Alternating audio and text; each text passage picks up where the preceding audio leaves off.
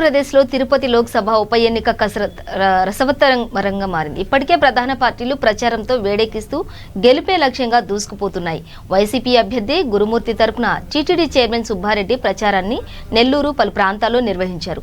YCP అభ్యర్థిని గెలిపిస్తే అభివృద్ధి చేసి చూపిస్తామని చెప్పారు.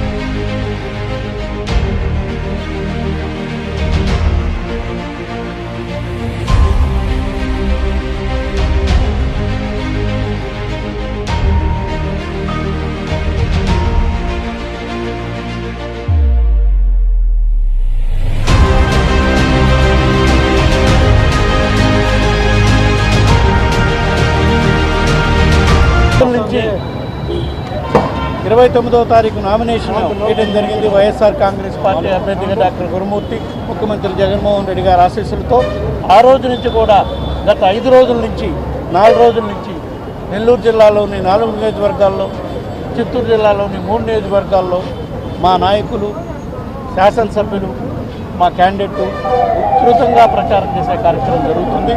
అందులో భాగంగా ఈరోజు తిరుపతి పట్టణంలోని మున్సిపల్ వార్డులు 6 నుంచి 11 వరకు డోర్ టు డోర్ క్యాంపెయిన్ ప్రారంభించడం జరిగింది. ఇప్పుడు సుమారుగా గంటన్నర నుంచి ఈ కార్యక్రమం ఎంతో విజయవంతంగా నడుస్తుంది.